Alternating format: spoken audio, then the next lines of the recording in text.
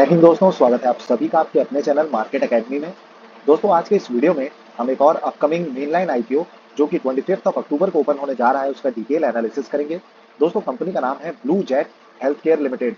दोस्तों इस कंपनी की ग्रे मार्केट में काफी अच्छी डिमांड निकल करके आ रही है, जहां प्राइस जो है दोस्तों 346 का डिसाइड किया गया है। जीएमपी 63 के अराउंड ट्रेड होता हुआ नजर आ रहा है ग्रे मार्केट में, और इस हिसाब से जो एस्टिमेटेड लिस्टिंग गेन्स है वो 18.21% की लिस्टिंग शो कर रहे हैं। तो काफी अच्छे लिस्टिंग गेन्स बनते हुए इस आईपीओ में नजर आ सकते हैं। मेनलाइन कैटेगरी का ये आईपीओ है। साथ ही दोस्तों अगर सब्जेक्ट टू सौदा रेट की बात करें तो रिटेल कैटेगरी से 2100 रुपए का चल रहा है, मतलब 2100 रुपए का चल रहा है। वहीं दोस्तों एचएनआई कैटेगरी से 29,400 रुपीज के अराउंड चलता हुआ नजर आ रहा है। वहीं इशू साइज की बात करें 840.27 करोड़ का ये इशू साइज है। और दोस्तों 25 अक्टूबर को ये आईपीओ ओपन होगा। इसकी जो क्लोजिंग डेट है वो 27 अक्टूबर तक रहने वाली है। अब दोस्तों क्योंकि ग्रे मार्केट में काफी अच्छी डिमांड निकल करके आ रही है और मेन लाइन कैटेगरी का आईपीओ है तो रिस्क भी थोड़ा कम होता है, इसलिए दोस्तों इस कंपनी और इस आईपीओ का डिटेल रिव्यू और एनालिसिस करना बहुत जरूरी हो जाता है। और फ्रेंड्स इसीलिए हम इस वीडियो में कंपनी की प्रोफाइल का डिटेल एनालिसिस करेंगे कि आखिर कंपनी काम क्या करती है, और इसके लिए दोस्तों हम कंपनी की जो वेबसाइट है उसका भी रेफरेंस लेंगे, तो बहुत ही डिटेल में कंपनी के कामकाज को समझेंगे। साथ ही आईपीओ रिलेटेड सारी जानकारी की फेस वैल्यू क्या है, लॉट साइज क्या रहने वाला है, कितना अमाउंट लगेगा, साथ ही रिजर्वेशन के बारे में जानकारी, और साथ ही दोस्तों प्रमोटर होल्डिंग की जानकारी, ऑब्जेक्ट्स ऑफ द इशू को डिस्कस करेंगे कि आईपीओ से कंपनी जो पैसा रेस करेगी उससे कंपनी काम क्या करने वाली है।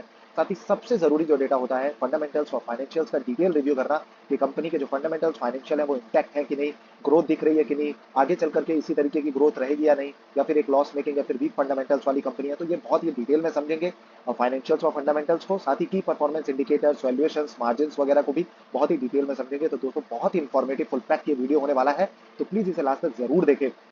साथ ही दोस्तों चैनल मार्केट एकेडमी को जरूर सब्सक्राइब कर लें। इसमें हमने डिफरेंट डिफरेंट प्लेलिस्ट क्रिएट की हुई है। अगर आपको आईपीओ रिलेटेड सारी जानकारी चाहिए तो आप इस प्लेलिस्ट को चेकआउट करें। इसमें सारी ही आईपीओ का डिटेल रिव्यू और एनालिसिस का वीडियो आपको मिल जाएगा। हम सारी ही जो अपडेट्स हैं IPO related, current GMP status, subscription status, सारे आईपीओ का डिटेल रिव्यू और एनालिसिस का वीडियो इस प्लेलिस्ट के माध्यम से पोस्ट करते हैं। तो दोस्तों चैनल को जरूर सब्सक्राइब कर लीजिए। साथ ही चाहे वो फंडामेंटल एनालिसिस हो, टेक्निकल एनालिसिस हो, शेयर मार्केट्स की बेसिक हो, सभी पे डिफरेंट डिफरेंट हमने प्लेलिस्ट क्रिएट की हुई है। तो अगर आप इनको चेकआउट करते हैं तो बिल्कुल फ्री ऑफ कॉस्ट ये आपको प्रोवाइड की गई है।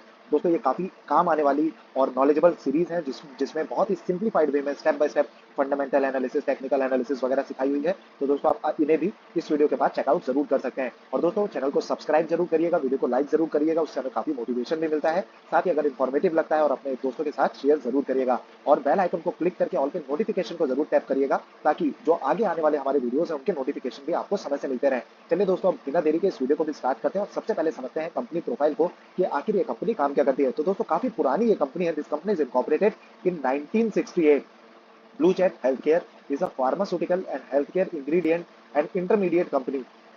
तो दोस्तों मेनली कंपनी का जो सेक्टर है वो है फार्मास्यूटिकल और हेल्थ केयर सेक्टर को बिलोंग करने वाली एक कंपनी ये है। And Blue Jet health care was first manufacture of saccharin and it salt artificial sweeteners. तो दोस्तों आर्टिफिशियल स्वीटनर्स जो होते हैं उनकी मैन्युफैक्चरिंग का काम पहले स्टार्टिंग में कंपनी किया करती थी। अब एक्सपेंड करके काफी सारे डिफरेंट तरीके के सेक्टर्स को भी कंपनी कैटर करती है, और काफी सारे डिफरेंट डिफरेंट प्रोडक्ट्स की भी मैन्युफैक्चरिंग का काम कंपनी करती है, जो कि मेनली हेल्थ केयर व फार्मास्यूटिकल सेक्टर में आता है। अब इसमें सबसे पहला है कॉन्ट्रास्ट मीडिया इंटरमीडिएट, सेकंड है हाई इंटेंसिटी स्वीटनर, थर्ड है दोस्तों pharma intermediates and active pharmaceutical ingredients जिसे एपीआईज भी कहते हैं। तो दोस्तों मेनली इन्हीं जो प्रोडक्ट्स हैं उनकी मैन्युफैक्चरिंग का काम कंपनी करती है। और अगर कंपनी की वेबसाइट को विजिट किया जाए तो कुछ इस तरीके की कंपनी की वेबसाइट निकल करके आ रही है। 50+ ईयर ऑफ एक्सपीरियंस है कंपनी के पास, जो कि काफी पॉजिटिव पॉइंट है। 140+ कस्टमर्स भी है कंपनी के पास। कंपनी की ग्लोबल रीच भी काफी बढ़िया है, प्रेजेंस काफी बढ़िया है। 50+ कंपनीज में कंपनी अपने जो प्रोडक्ट्स है उनको एक्सपोर्ट करती है। 4 मैन्युफैक्चरिंग यूनिट्स भी है कंपनी के पास, और ग्लोबल प्रेजेंस आप देख सकते हैं यूरोप में है, UK, USA, Latham, south Africa, UAE, China, Russia और इंडिया में तो है ही। दोस्तों काफी अच्छी डोमेस्टिक रीच भी कंपनी की है। तो कुछ इस तरीके की कंपनी की वेबसाइट निकल करके आ रही है। And Blue Jet health care is a global science lead pharmaceutical company. They are provider of क्या प्रोडक्ट्स, क्या चीजें ये प्रोवाइड करती है। सबसे पहला है process development and production capabilities, second है global regulatory support, and third है दोस्तों collaboration, development and manufacturing of advance pharmaceutical intermediates and APIs. And the company has 3 manufacturing facilities, और ये जो स्थित है दोस्तों ये है महाराष्ट्र में। तो महाराष्ट्र बेस्ड ये कंपनी निकल करके आ रही है। And the company's core strength lies in the following. सबसे पहला पॉइंट है huge manufacturing capacity of contrast media intermediates in India. The company operates in a niche market that has high entry barriers. सच बात है दोस्तों कि इस तरीके का जो बिजनेस होता है, इस तरीके का जो सेक्टर होता है, उसमें एंट्री बैरियर्स बहुत ज्यादा होते हैं। गवर्नमेंट की भी काफी ज्यादा पॉलिसीज होती है, रेगुलेशंस होते हैं, तो एंट्री बैरियर्स बहुत होते हैं। तो बहुत आसान नहीं होता किसी भी कंपनी को इस तरीके के सेक्टर में मोनोपोली क्रिएट करने के लिए। तो ये काफी पॉजिटिव पॉइंट कंपनी के लिए निकल करके आ रहा है। थर्ड पॉइंट है long term relationship and long term contrast with multinational customer, ये भी काफी पॉजिटिव पॉइंट है। चलिए अब आईपीओ रिलेटेड डिटेल्स को डिस्कस कर लेते हैं। तो जैसा कि हमने देखा था, ये आईपीओ 25 अक्टूबर को ओपन होगा, 27 अक्टूबर इसकी क्लोजिंग डेट रहने वाली है। अलॉटमेंट की जानकारी आपको लगेगी 1 नवंबर को। वहीं दोस्तों अगर आपको अलॉटमेंट नहीं मिलता तो 1 नवंबर को ही आपके जो पैसे हैं वो आपको रिफंड कर दिए जाएंगे, शेयर्स क्रेडिट किए जाएंगे अगर आपको अलॉटमेंट मिलता है तो 3 नवंबर को, और इसकी जो लिस्टिंग है वो 6 नवंबर को आपको देखने को मिलने वाली है। वहीं दोस्तों 2 रुपए पर शेयर की फेस वैल्यू डिसाइड की गई है। प्राइस बैंड की अगर हम बात करें तो 329 टू 346 का जो प्राइस बैंड है वो डिसाइड किया गया है। जब भी आप अप्लाई करें तो हमेशा अपर प्राइस बैंड पर ही अप्लाई करें। तो इस पर्टिकुलर इशू की बात करें तो 346 पर शेयर पर आपको अप्लाई करना है। लॉट साइज की बात करें 43 शेयर्स का एक लॉट रहने वाला है। टोटल इशू साइज की बात करें 840.27 करोड़ का ये इशू है, जो कि पूरा का पूरा ऑफर फॉर सेल है। इसमें फ्रेश इशू कुछ भी नहीं है। ये एक थोड़ा सा कंसर्न वाला फैक्टर है कि मतलब जो प्रमोटर्स हैं वो अपने स्टेक को सेल करके जो भी अपना प्रॉफिट और जो भी कमाई है वो अपने घर लेके जाने वाले हैं। इसमें फ्रेश इशू कुछ भी नहीं है। वहीं दोस्तों इशू टाइप की अगर बात करें तो बुक बिल्ड इशू आईपीओ है, जिसकी लिस्टिंग आपको पीएसई और एनएसई दोनों में ही देखने को मिलने वाली है। आईपीओ के अगर लॉट साइज की हम बात करें कि कितना अमाउंट आपको लगेगा, तो रिटेल कैटेगरी से मिनिमम आप एक लॉट के लिए अप्लाई करेंगे तो 43 शेयर्स के लिए अप्लाई करना होगा। अमाउंट हो जाएगा 14,878 रुपीज का। वहीं दोस्तों रिटेल कैटेगरी से जो मैक्स लिमिट है वो 2 लाख रुपए तक की है, तो आप मैक्सिमम 13 लॉट्स के लिए अप्लाई कर सकते हैं। पर दोस्तों जब भी किसी भी कैटेगरी से आप अप्लाई करते हैं तो मिनिमम जो उसमें बिडिंग होती है, मिनिमम लॉट्स जो होते हैं उसी पर अप्लाई करें, क्योंकि आप चाहे 13 लॉट्स के लिए अप्लाई करें, 1 या 2 लॉट के लिए अप्लाई करें, अगर आप लकी भी रहते हैं तो आपको मिलेगा एक ही लॉट। और दोस्तों वहीं अगर स्मॉल एचएनआई कैटेगरी की बात करें तो 14 लॉट्स के लिए अप्लाई करना होगा, शेयर्स हो जाएंगे 602, अमाउंट हो जाएगा 2,08,292 रुपीज का। वहीं बिग एचएनआई कैटेगरी से अप्लाई करते हैं तो लॉट हो जाएंगे 68, शेयर्स हो जाएंगे 2,924, और वहीं अमाउंट हो जाएगा 10,11,704 रुपीज का। अब दोस्तों इससे रिलेटेड भी काफी सारे डाउट्स आते हैं कि अगर आप बिग एचएनआई कैटेगरी से अप्लाई करते हैं, 68 लॉट्स के लिए अप्लाई करते हैं, 10 लाख से ज्यादा के अमाउंट के लिए अप्लाई करते हैं, तो जो शेयर्स आपका लॉट होंगे वो नॉर्मल एचएनआई कैटेगरी के हिसाब से होंगे, मतलब 2 लाख के ऊपर के शेयर्स होंगे या फिर 10 लाख के शेयर्स आपका लॉट होंगे। तो दोस्तों चाहे आप स्मॉल एचएनआई कैटेगरी से अप्लाई करें या बिग एचएनआई कैटेगरी से अप्लाई करें, शेयर्स अगर आप लकी भी रहते हैं और आपको अलॉटमेंट मिलता भी है तो दोस्तों आपको जो स्मॉल एचएनआई कैटेगरी मतलब जो मिनिमम बिडिंग है, इस पर्टिकुलर इशू की बात करें तो 14 लॉट्स ही आपको अलॉट किए जाएंगे। अब दोस्तों होता क्या है, फायदा क्या है बिग एचएनआई कैटेगरी से अप्लाई करने में, कि बिग एचएनआई कैटेगरी का जो अलॉटमेंट का चांसेस है वो ज्यादा होता है। जब अलॉटमेंट का जो रिजर्वेशन है एचएनआई कैटेगरी में वो 15% का होता है। अब जो 15% का पूरा अलॉटमेंट है उसमें 10% बिग एचएनआई कैटेगरी के लिए होता है और बचा हुआ 5% जो है वो स्मॉल एचएनआई कैटेगरी के लिए होता है। इसीलिए दोस्तों जो अलॉटमेंट का चांसेस है वो बिग एचएनआई कैटेगरी में थोड़ा सा अधिक होता है।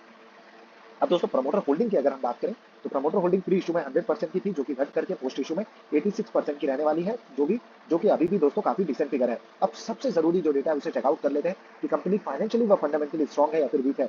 एसेट्स की अगर हम बात करें तो 536 करोड़ के एसेट थे साल 2021 में, बढ़कर के 713 करोड़ के हुए, फिर बढ़कर के 862 करोड़ के हुए साल 2023 मार्च क्वार्टर तक। और जून क्वार्टर की बात करें तो 903 करोड़ का जो प्रॉफिट है वो कंपनी ने quarter on quarter he earn किया, सॉरी एसेट्स बढ़ाए अपने इस तेजी से, तो ये काफी पॉजिटिव पॉइंट है। वहीं रिवेन्यू की अगर हम बात करें तो रिवेन्यू 507 करोड़ का था, फिर 702 करोड़ का हुआ, बढ़कर के 744 करोड़ का हुआ। कंसेक्यूटिव ग्रोथ लगातार देखने को मिली है। और ये क्वार्टर ऑन क्वार्टर इंक्रीज की अगर हम बात करें तो 184.60 करोड़ का जो रिवेन्यू है वो कंपनी ने जनरेट किया 30 जून जो कि क्वार्टर है, जून क्वार्टर तक। और वहीं अगर प्रॉफिट आफ्टर टैक्स की हम बात करें दोस्तों, तो प्रॉफिट आफ्टर टैक्स भी लगातार ऑलमोस्ट बढ़ता हुआ ही नजर आ रहा है। साल 2023 में थोड़ा सा फॉल देखने को मिला, साल 2022 के कंपैरिजन में 181 करोड़ से 160 करोड़ का हुआ, और क्वार्टर ऑन क्वार्टर भी 44 करोड़ का जो प्रॉफिट है वो कंपनी ने अर्न किया है जून क्वार्टर तक। नेटवर्थ भी कंपनी की लगातार बढ़ती हुई नजर आ रही है, तो ये काफी पॉजिटिव पॉइंट है कि कंपनी ने अपने रिवेन्यू को बढ़ाया है लगातार, प्रॉफिट्स भी बढ़ते हुए नजर आ रहे हैं, नेटवर्थ वगैरह भी बढ़ती हुई नजर आ रही है। तो फंडामेंटल्स और फाइनेंशियल्स अच्छे निकल करके आ रहे हैं कंपनी के। वहीं दोस्तों एक और बहुत ही जरूरी डेटा होता है जो हमें चेक करना चाहिए कि कंपनी किस वैल्यूएशन पे अपने आईपीओ को लेकर के आई है। तो अगर पोस्ट पी की हम बात करें, प्राइस टू अर्निंग रेशियो की, जिससे वैल्यूएशन की जानकारी लगती है कि ओवर वैल्यूड आईपीओ है या अंडर वैल्यूड है, तो 34.02 का जो पी रेशियो इस हिसाब से अगर देखा जाए तो थोड़ा सा स्लाइटली ओवर वैल्यूड आप कह सकते हैं कि आईपीओ बहुत ज्यादा ओवर वैल्यूएशन पे भी नहीं है, लेकिन थोड़ा सा ओवर वैल्यूड जरूर निकल करके आ रहा है। वहीं अगर ये 20 टू 25 के रेंज में होता तो थोड़ा अच्छा वैल्यूएशन पे आईपीओ होता तो थोड़े और लिस्टिंग गेन्स बनते हुए नजर आ सकते थे। मार्केट कैप की अगर हम बात करें तो 6001 करोड़ के मार्केट कैप वाली ये कंपनी है। आरओई की बात करें तो कंपनी 26.60% का रिटर्न ऑन इक्विटी ऑफर करती है। रिटर्न ऑन कैपिटल एम्प्लॉयड भी बढ़िया है, 31.91% का। अर्निंग पर शेयर 9.23 का है। रिटर्न ऑन नेटवर्थ 23.48% का निकल करके आ रहा है। अब दोस्तों पीयर कंपैरिजन करना इसलिए मुश्किल है क्योंकि पर्टिकुलरली इसी सेक्टर या इस तरीके के बिजनेस में ऑपरेट करने वाली कोई और कंपनी नहीं है जो कि इसी तरीके से जो जो प्रोडक्ट्स की मैन्युफैक्चरिंग का काम ये करती है, एपीआईज के मैन्युफैक्चरिंग या फार्मास्यूटिकल या फिर आप कह सकते हैं हेल्थ केयर बिजनेस में जिसपे ये ऑपरेट करती है, उसी तरीके की कोई और कंपनी नहीं है, इसलिए इसका पीयर कंपैरिजन करना थोड़ा सा मुश्किल हो जाता है। और दोस्तों एक और सबसे जरूरी जो डेटा होता है जो हमें हमेशा ही चेक करना चाहिए वो है जीएमपी। तो जीएमपी 63 के अराउंड ट्रेड हो रहा है। एस्टिमेटेड लिस्टिंग गेंस काफी बढ़िया है, 18.21% की लिस्टिंग शो कर रहे हैं। पर जो फाइनल डिसीजन है वो हम हमेशा ही लेते हैं लास्ट दिन पर, on the basis of subscription figure allotment, sorry subscription figure, GMP और एंकर इन्वेस्टर्स की बुकलिस्ट को चेक करके। तो ये सारा डेटा हमें पता चलेगा 27 अक्टूबर को। तो 12 से 1 बजे के बीच हम फाइनल डिसीजन आपको अपडेट कर देंगे अपने कम्युनिटी पोस्ट के थ्रू, जो कि बिल्कुल फ्री ऑफ कॉस्ट है। आप सिर्फ चैनल को सब्सक्राइब करिए, कम्युनिटी पोस्ट को आप अगर चेक करते हैं तो हम लगातार जो आईपीओ रिलेटेड सारी जानकारी है, चाहे वो अलॉटमेंट की जानकारी हो, कितना सब्सक्रिप्शन है, क्या जीएमपी ट्रेड हो रहा है अभी, तो सारी जानकारी प्रोवाइड कराते हैं। और हम किस तरीके से अप्लाई कर रहे हैं, किस कैटेगरी में अप्लाई करते हैं, ये भी सारी जानकारी प्रोवाइड कराते हैं। तो आप जरूर चैनल को सब्सक्राइब कर लें। बाकी दोस्तों जिस भी आईपीओ में आप अप्लाई करते हो, किसी कंपनी में आप इन्वेस्ट करते हो, खुद की ओन रिसर्च करें, खुद के कन्विक्शन पे करें, साथ ही अपने फाइनेंशियल एडवाइजर की सलाह लेना बिल्कुल भी ना भूलें। अब दोस्तों जिस तरीके का जीएमपी निकल करके आ रहा है, काफी बढ़िया ये आईपीओ लिस्टिंग गेज बना करके दे सकता है। पर हमें लास्ट दिन तक इसलिए वेट करना है क्योंकि सब्सक्रिप्शन फिगर अगर अच्छा निकल करके आता है, डिमांड अच्छी निकल करके आती है, तो दोस्तों काफी अच्छे लिस्टिंग गेज बनते हुए नजर आ सकते हैं। क्योंकि सिर्फ जीएमपी के आधार पर किसी आईपीओ में अप्लाई ना करें। जीएमपी एक फ्लक्चुएटिंग वैल्यू है, आज ये काफी अच्छी चल रही है। मार्केट का भी जो पूरा सेंटीमेंट भी है वो थोड़ा सा वीक हुआ है। तो दोस्तों अगर डिमांड कम आती है और थोड़ा सा सब्सक्रिप्शन कम निकल करके आता है, तो हो सकता है कि जीएमपी थोड़ा सा फॉल होता हुआ भी नजर आए। इसीलिए थोड़ा सा वेट एंड वॉच करें।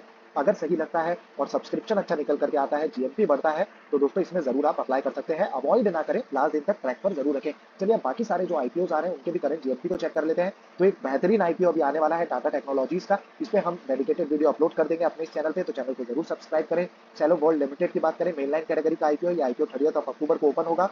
16% के एस्टिमेटेड लिस्टिंग गेंस निकल करके आ रहे हैं। मैत्रेया मेडिकेयर की बात करें, 54.88% के एस्टिमेटेड लिस्टिंग गेंस निकल करके आ रहे हैं। बेहतरीन आईपीओ है। अभी से 2-3 घंटे के बाद हम इस पे भी डेडिकेटेड वीडियो अपलोड कर देंगे। वहीं दोस्तों पैरागॉन फाइन की बात करें तो इस पे डेडिकेटेड वीडियो हमने जस्ट अभी 1-1.5 घंटे पहले ही अपलोड किया अपने इस चैनल पे। आप जा करके इसको चेकआउट कर सकते हैं आईपीओ की प्लेलिस्ट पर, या नॉर्मली सर्च भी करेंगे तो आपको दिख जाएगा मार्केट अकेडमी के चैनल पर। आप देख सकते हैं इसमें डेडिकेटेड वीडियो हमने ऑलरेडी पोस्ट किया हुआ है। काफी बढ़िया ये आईपीओ निकल करके आ रहा है, जिसमें काफी मोटा पैसा बनता हुआ नजर आ सकता है। 65% के लिस्टिंग अभी से निकल करके आ रहे हैं। ब्लू जेट का 18% का चल रहा है, ऑनडोर कॉन्सेप्ट्स का 7% का चल रहा है, राजकोर कैस्टोर के 16% का चल रहा है। आईआरएम एनर्जी आईपीओ की बात करें 8.71% का चल रहा है। इसका अलॉटमेंट स्टेटस आज ही के दिन आउट हुआ है। आप लिंक इन टाइम, जो कि इसका ऑफिशियल रजिस्ट्रार है, उसकी वेबसाइट को विजिट कर इसके अलॉटमेंट स्टेटस को जरूर चेकआउट कर सकते हैं। वुमेन कार्ड की बात करें 18.60% का चल रहा है। अरविंद एंड कंपनी की बात करें तो 37.78% के एस्टिमेटेड लिस्टिंग डेज निकल करके आ रहे हैं। वहीं दोस्तों आईपीओ रिलेटेड जो स्ट्रेंथ और रिस्क वाले फैक्टर्स है उन्हें भी समझना बहुत जरूरी हो जाता है। अब स्ट्रेंथ वाले तो कई सारे फैक्टर्स है कि कंपनी के पास एक नीश है, बहुत ज्यादा जो कंपनीज हैं उनको मुश्किल होता है इस तरीके के जो सेगमेंट में ऑपरेट करने में या सेक्टर में पहुंचने के लिए। वहीं दोस्तों रिस्क पैरामीटर्स को जानना बहुत जरूरी होता है कि कंपनी के साथ एसोसिएटेड रिस्क क्या क्या है। तो चलिए रिस्क को डिस्कस कर लेते हैं। पहला पॉइंट है सिग्निफिकेंट वर्किंग कैपिटल रिक्वायरमेंट्स। इस तरीके के सेक्टर में ऑपरेट करने में काफी ज्यादा पैसा लगता है। सेकंड है heavily reliant on Europe and United States which are regulated markets for significant portion of revenue and operations. And third है दोस्तों expose to counterparty credit risk and foreign exchange risk. Fourth है subject to extensive government regulations. Fifth है pricing pressure from customers may affect the gross margin, profitability and ability to increase prices. और इससे काफी ज्यादा fundamentals और financials पे impact पड़ता है, जो कि थोड़ा सा कंसर्न वाला फैक्टर है। सिक्स है दोस्तों the company is entitled to certain incentive schemes for exports. Any decrease in and discontinuation of such schemes may affect the results of operation. तो दोस्तों इस तरीके के कुछ रिस्क हैं जो कि कंपनी के साथ एसोसिएटेड है। दोस्तों ओवरऑल अगर ये वीडियो आपको पसंद आ रहा हो, काफी इन्फॉर्मेटिव लगा हो, तो प्लीज लाइक जरूर करें, चैनल को सब्सक्राइब जरूर करें, बेल आइकन को क्लिक करके ऑल के नोटिफिकेशन को जरूर टैप करें।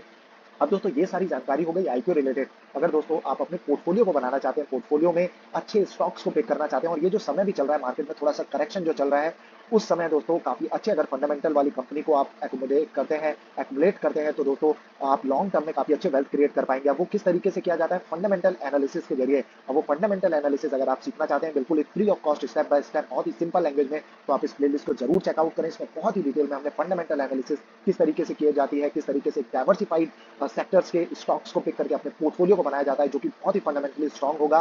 और दोस्तों उसके बाद आप लॉन्ग टर्म में वेल्थ क्रिएट कर पाएंगे। तो दोस्तों अगर ये आप सीखना चाहते हैं तो इस प्लेलिस्ट को जरूर चेकआउट करें, कॉपी पेन लेकर के बैठे वीकेंड्स में। और इस समय फेस्टिवल सीजन है, काफी छुट्टी आने वाली है, अगर आप मार्केट को समय देते हैं तो वही आपको लॉन्ग टर्म में वेल्थ क्रिएट करके देगा। दोस्तों वीडियो इन्फॉर्मेटिव लगा हो तो मैं फिर से आपसे रिक्वेस्ट कर रहा हूँ, प्लीज लाइक जरूर करिएगा। धन्यवाद दोस्तों, जय हिंद, भारत।